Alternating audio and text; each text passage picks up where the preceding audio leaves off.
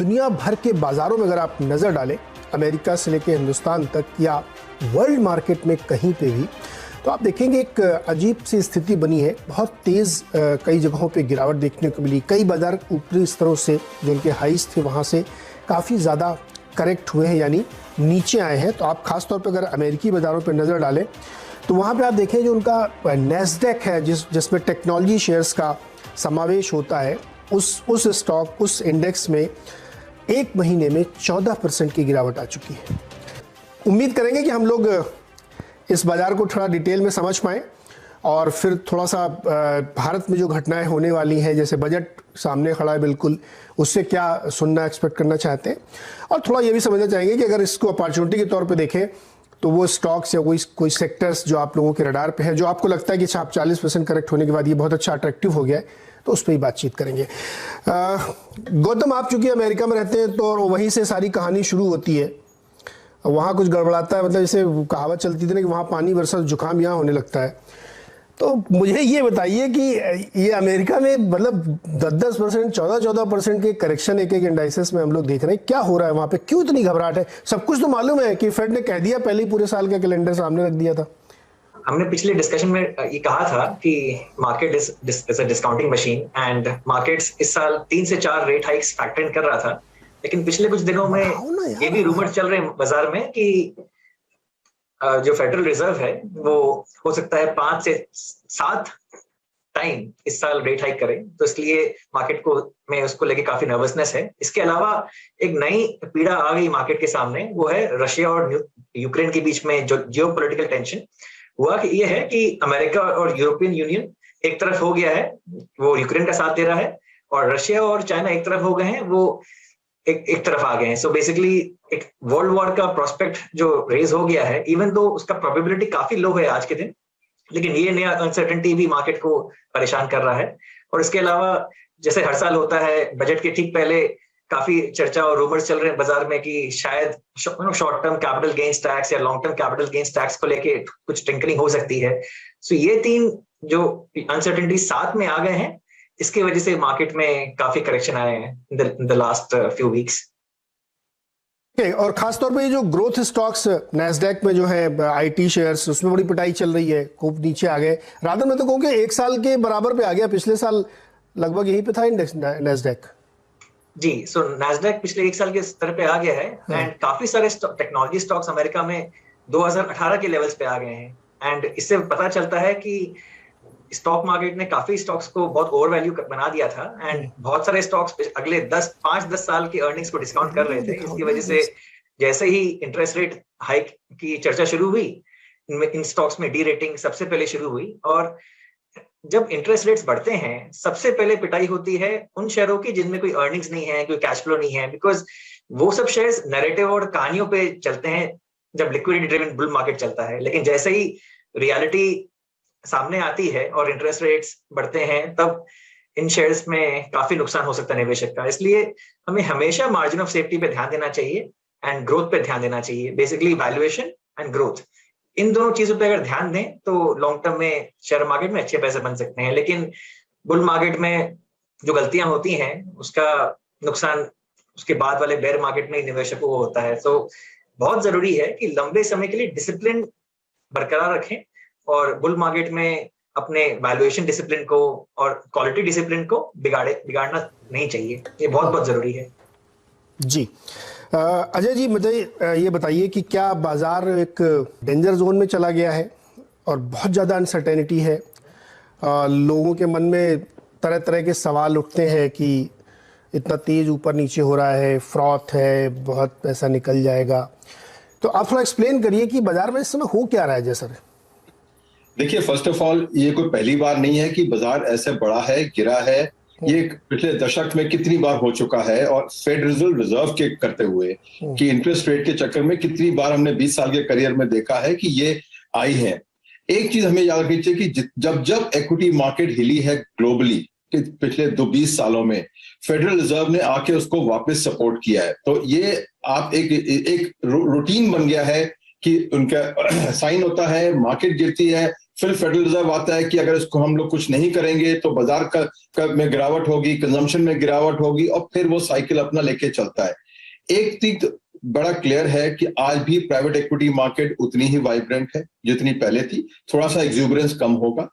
आज भी निवेशक कमा रहा है, उसको बाजार में कहीं ना कहीं तो डालना है पैसा उसको। दूसरी बात, सबसे बढ़िया बात है कि इसके ऐसे मौके आते हैं ये बताने के लिए आपको कि जल्दबाजी कभी नहीं है, हर शेयर आपको मिलेगा, आपको अपनी प्राइस पे ही मिलेगा, और इस ऐसे मौके में आपको खरीदने चाहिए जो आपको पसंद है शेयर।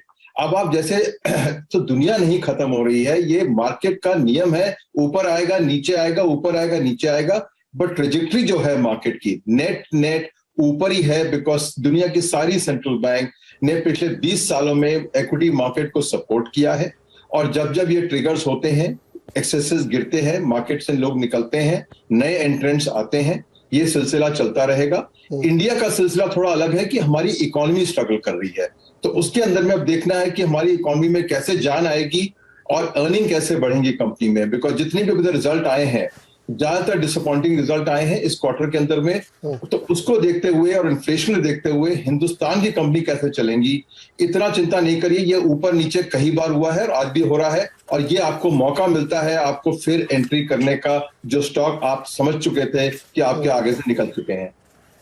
जी, जैसे सर एक नए जमाने वाले बहुत सारे स्टॉक आए थे, वो 50% तक करेक्ट हुए हैं। जब वो आए थे तो बहुत सेलिब्रेट किया गया था उनको, और बहुत सारी स्टोरीज हम लोगों ने सुनी कि इनको आपको दूसरे तरीके से वैल्यू करना चाहिए, पुराना जो ट्रेडिशनल तरीका है वैल्यूएशन करने का, पीवी मत देखिए, सेल्स देखिए, अपॉर्चुनिटी कॉस्ट दीजिए उनको। अब वो सब 50% नीचे है, तो क्या अभी बहुत अट्रैक्टिव लगते हैं क्या वो? देखिए, एक तो है कि अट्रैक्टिवनेस की आपकी अपनी उस पर है कि अगर आपने बजट रखा है कि अपना 10% या 20% पोर्टफोलियो की इकोनॉमी में डालना है, तो आप धीरे धीरे डाल सकते हैं उसको। इसकी वैल्यूएशन एक देखिए, चाहे अमेजॉन ले लीजिए, चाहे टेस्ला ले लीजिए, दुनिया में कई बार वो उछाल हुए हैं, कई बार गिरे हैं। इसमें आपका आर्ग्यूमेंट ठीक है कि इसका वैल्यूएशन पैराडाइम बिल्कुल अलग है, पीज नहीं है तो अब प्रॉफिट ही नहीं है तो पी क्या कैलकुलेट करेंगे आप उसके अंदर में, ठीक है, और इनको एक्स्ट्रा कैपिटल चाहिए हर 6 महीने के बाद में, बिकॉज कैश लॉसेज है। बट हम ये भी नहीं कह सकते हैं कि अपना पोर्टफोलियो इनके बिना रखें, बिकॉज वेदर जो हम कहें नहीं कहें कुछ भी होगा। कंपनियां जैसे लिस्ट हुई हैं, जैसे नायका ले लीजिए या पेटीएम ले लीजिए, जो भी ले लीजिए, वैल्यूएशन अपार्ट, एक जरूरत थी मार्केट की जो उन्होंने पूरी करी है। आज भी आप कहें कि इसका पी देख लीजिए, आज भी नेस्ले का पी 80 है, ग्रोथ रेट उनका है 10% से भी कम है, पी है 80 ना। इसका कोई हम कहते रहे नेस्ले बहुत महंगा है, बहुत महंगा है, बहुत महंगा है, पिछले 15 साल से कहते आ रहे हैं हमेशा महंगा है, और वो उतने पे ही पी पे रुका हुआ है, 80 की पी पे, धीरे धीरे 8,000 से 18,000 हो गया।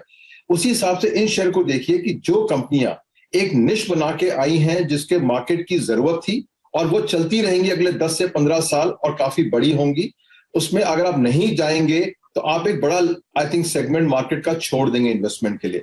वैल्यूएशन का तरीका इनका यही है कि आप धीरे धीरे निवेश करिए, मार्केट आपको चांस देता है, और इसीलिए करेक्शंस को यूज करिए इन कंपनियों में। ना होने का मतलब है आप फ्यूचर के साथ नहीं है, बिकॉज अगर आपने अभी भी स्टील कंपनियों में ही रखना है, बुरा नहीं है, स्टील कंपनियां मेरे पास है, बट अगर उन्हीं से लेके चलेंगे तो अगले 5-7 साल में आपको नहीं मिलेगा। अगर माइक्रोसॉफ्ट नहीं लिया होता, आपने गूगल नहीं लिया होता, अमेजॉन नहीं लिया होता, तो आपका नैस्डैक में रिटर्न नहीं आती। हिंदुस्तान में भी आपने नए शेयर कितने आए हैं, जैसे पीवीआर आया, मल्टीप्लेक्स के अंदर में आया, उसने रिटर्न दिया, टाइटन ने रिटेलिंग चेंज कर दी बिल्कुल ही, तो वो भी एक नया कॉन्सेप्ट स्टॉक था कि लोग क्या ज्वेलरी खरीदेंगे एक ऑर्गेनाइज चेन से, और आज देखिए आज टाइटन ने क्या कमाल किया है।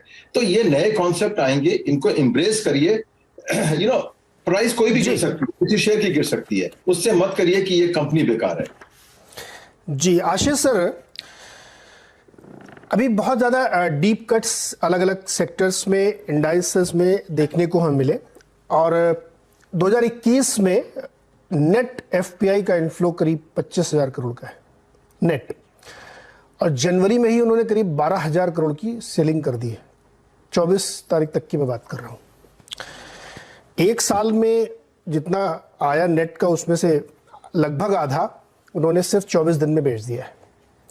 कोई गंभीर बड़ी चिंता है जो हम देख नहीं पा रहे हैं, कोई बड़ा पैराडाइम शिफ्ट हो रहा है जो हम समझ नहीं पा रहे हैं, क्योंकि ये जो नॉट ओनली दिस, ये नाइका वगैरह निफ्टी के स्टॉक 30% तक कट लेके बैठे हुए हैं।